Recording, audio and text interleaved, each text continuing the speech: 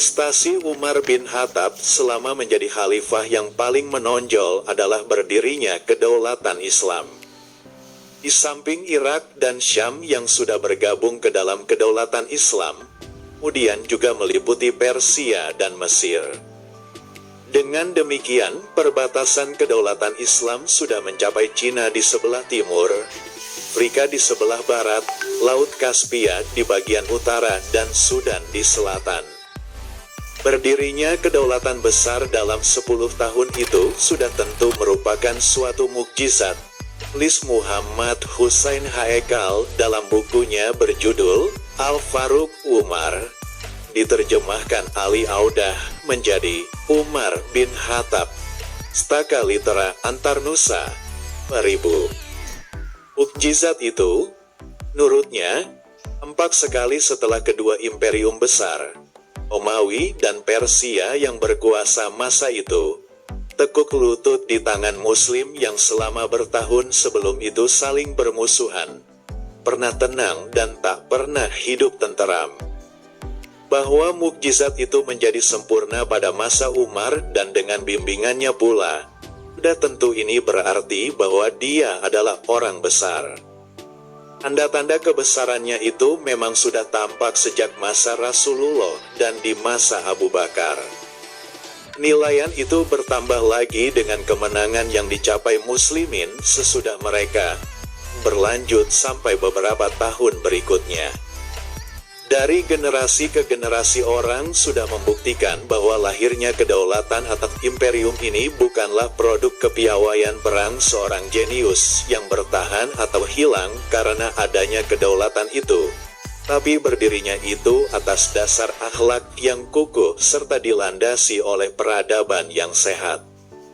Kalau benar pujian orang atas kebesaran Julius Caesar, Skandar Agung, Genghis Khan dan Napoleon karena mereka telah membangun imperium-imperium besar, maka kebesaran Umar bin Khattab dengan segala peninggalannya yang sangat berharga itu jauh lebih pantas mendapat pujian. Michael H. Hart dalam bukunya yang diterjemahan H. Mahbub Junaidi berjudul 100 Tokoh yang Paling Berpengaruh dalam Sejarah, Nia Pustaka Jaya, 1982, nulis dalam masa kepemimpinan 10 tahun Umar itulah penaklukan-penaklukan penting dilakukan orang Arab. Tak lama sesudah Umar pegang tampuk kekuasaan sebagai khalifah, sukan Arab menduduki Suriah dan Palestina, kala itu menjadi bagian Kekaisaran Bizantium. Dalam pertempuran Yarmouk, 636, sukan Arab berhasil memukul habis kekuatan Bizantium. Damaskus jatuh pada tahun itu juga, Darussalam menyerah 2 tahun kemudian. Menjelang tahun 641, sukan Arab telah menguasai seluruh Palestina dan Suriah, terus menerjang maju ke daerah yang kini bernama Turki.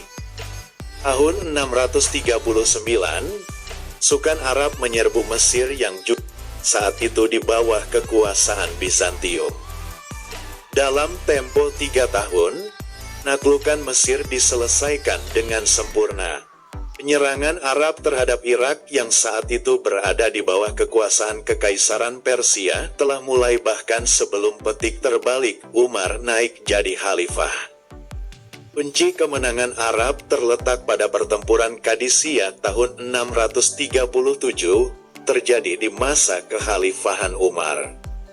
Menjelang tahun 641, seluruh Irak sudah berada di bawah pengawasan Arab. Dan bukan cuma itu, sukan Arab bahkan menyerbu langsung Persia, dan dalam pertempuran Neheven 642, mereka secara menentukan mengalahkan sisa terakhir kekuatan Persia. Menjelang wafatnya Umar di tahun 644, sebagian besar daerah barat Iran sudah terkuasai sepenuhnya. Gerakan ini tidak berhenti tatkala Umar wafat. Di bagian timur mereka dengan cepat menaklukkan Persia dan bagian barat mereka mendesak terus dengan pasukan menyeberang Afrika Utara. Sama pentingnya dengan makna penaklukan-penaklukan yang dilakukan Umar adalah kepermanenan dan kemantapan pemerintahannya. Iran, kendati penduduknya masuk Islam, barengan dengan itu mereka memperoleh kemerdekaannya dari pemerintahan Arab. Tapi Suriah, Irak dan Mesir tidak pernah peroleh hal serupa. Negeri-negeri itu seluruhnya diarabkan hingga saat kini. Umar sudah barang tentu punya rencana apa yang harus dilakukannya terhadap daerah-daerah yang sudah ditaklukkan oleh pasukan Arab. Dia memutuskan, perang Arab punya hak-hak istimewa dalam segi militer di daerah-daerah taklukan. Mereka harus berdiam di kota-kota tertentu yang ditentukan untuk itu, pisah dari penduduk setempat. Penduduk setempat harus bayar pajak kepada penakluk Muslimin, umumnya Arab, tapi mereka dibiarkan hidup dengan aman dan tenteram. Khususnya, mereka tidak dipaksa memeluk agama Islam. Dari hal itu sudahlah jelas bahwa penaklukan Arab lebih bersifat perang penaklukan nasionalis daripada suatu perang suci, meskipun aspek agama bukannya tidak memainkan peranan. Jar Hart. Menurut Hart, keberhasilan Umar betul-betul mengesankan. Sesudah Nabi Muhammad, dia merupakan tokoh utama dalam hal penyerbuan oleh Islam. Tanpa penaklukan-penaklukannya yang secepat kilat, diragukan apakah Islam bisa tersebar luas sebagaimana dapat disaksikan sekarang ini.